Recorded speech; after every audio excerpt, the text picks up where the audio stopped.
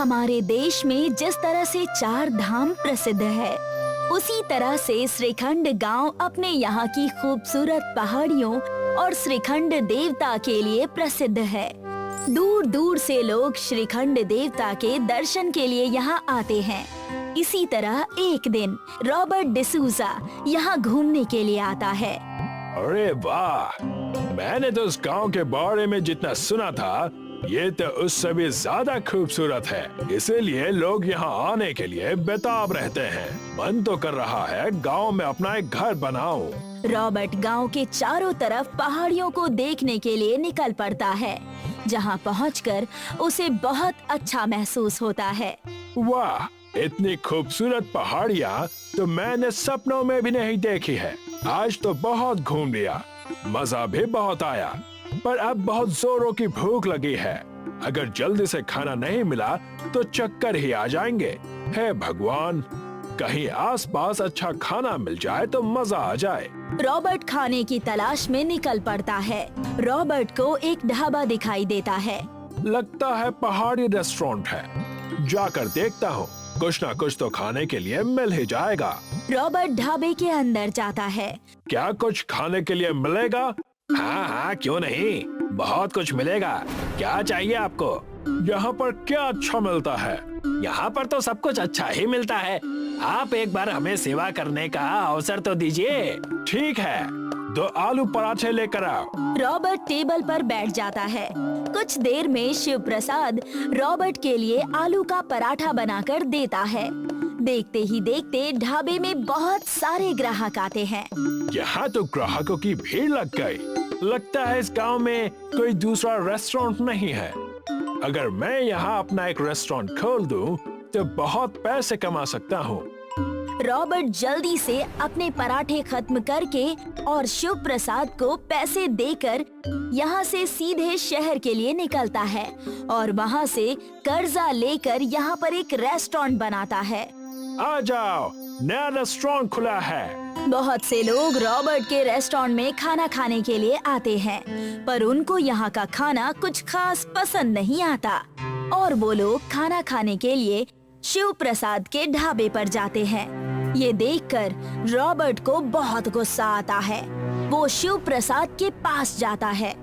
देखो, मैंने इस गांव में एक नया रेस्टोरेंट खोला है। बधाई हो भाई साहब, तुम्हारे इस ढाबे की वजह से लोग मेरे रेस्टोरेंट में नहीं आ रहे हैं। पर इसमें मेरी क्या गलती है?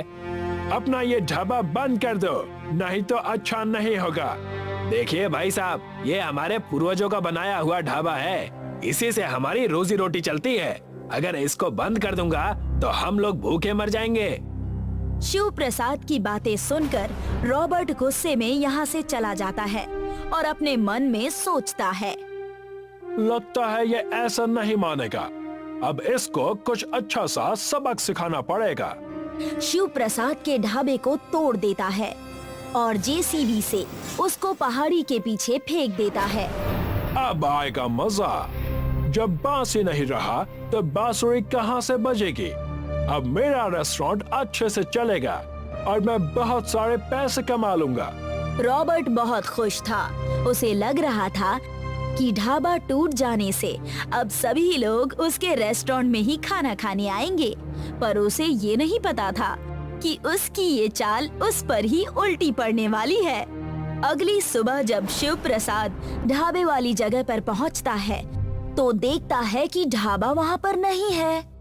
अरे, मेरा ढाबा कहाँ चला गया? मैं तो लुट गया, मैं तो बर्बाद हो गया। शिव प्रसाद इधर उधर ढाबे को ढूंढने लगता है और ढूंढते ढूंढते पहाड़ी पर पहुंच जाता है, जहां पर उसका ढाबा टूटा हुआ पड़ा है।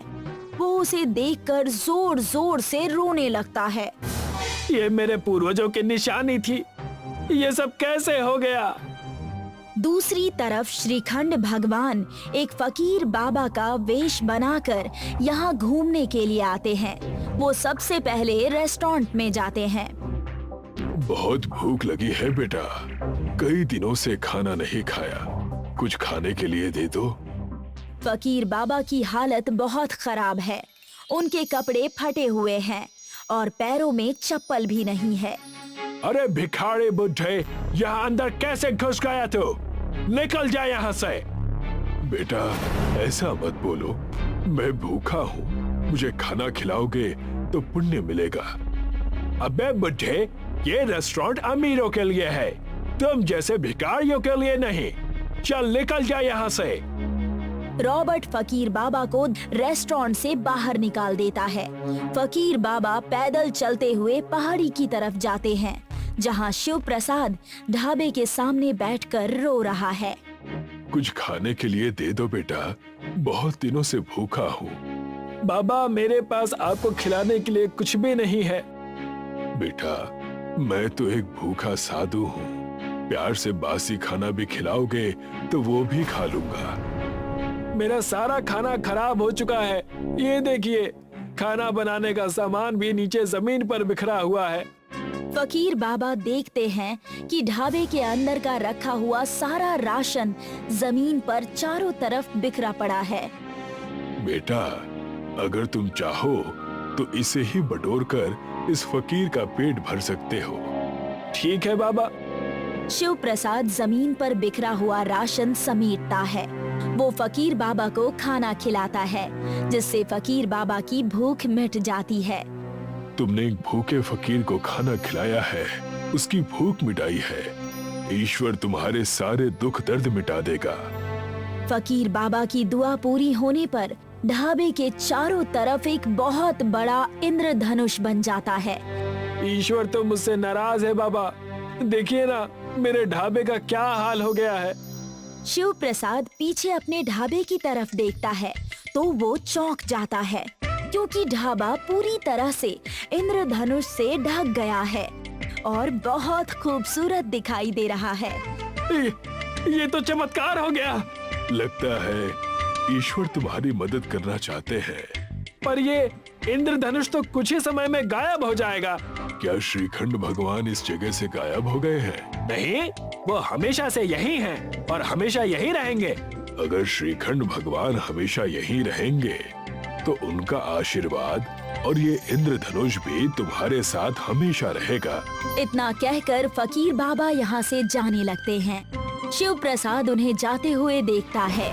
जब वे शिव प्रसाद की आंखों से ओझल हो जाते हैं तो शिव प्रसाद पीछे मुड़कर देखता है तो इंद्रधनुष अब और भी बड़ा हो गया है और अब उसका ढाबा इंद्रधनुष के ऊपर अच्छे से सज गया है। इंद्रधनुष ढाबे पर पहुंचने के लिए कुछ सीढ़ियां बन गई है। शिव प्रसाद उन सीढ़ियों से अपने ढाबे में जाता है और देखता है कि ढाबे की हालत पूरी तरह से बदल गई है। ढाबा अंदर से चमकदार हो गया है। हे श्रीखंड महाराज, आपकी जय हो। जैसे ही लोगों को इस इंद्रधनुष वाले ढाबे के बारे में पता चलता है, रॉबर्ट के सारे ग्राहक उसके रेस्टोरेंट का खाना छोड़कर इस ढाबे की तरफ चले आते हैं। लगता है ये ऐसे नहीं मानेगा, उसको फिर से सबक सिखाना पड़ेगा। रॉबर्ट जेसीबी मशीन लेकर ढाबा तोड़ने के लिए जाता है, पर जैसे ही उसकी मशीन पहाड़ी पर पहुंचती है, वो फिसलन के कारण पहाड़ी से नीचे गिर जाती है। ये क्या हो गया? इस तरह से तो मैं बर्बाद हो जाऊंगा। ग्राहक न आने की वजह से रॉबर्ट का रेस्टोरेंट बंद हो जाता है। रॉबर्ट की हालत देखकर शिव प्रसाद को उस पर दया आ जाती है और वह रॉबर्ट को अपने इंद्रधनुष ढाबे में काम पर रख लेता है। अब रॉबर्ट को भी अपनी गलती का एहसास हो गया है, इसलिए वो भी शिव प्रसाद से माफी मांगता है और मन लगाकर काम करके धीरे धीरे अपना कर्जा उतारने लगता है। इंद्रधनुष ढाबा पूरे श्रीखंड में फेमस हो जाता है।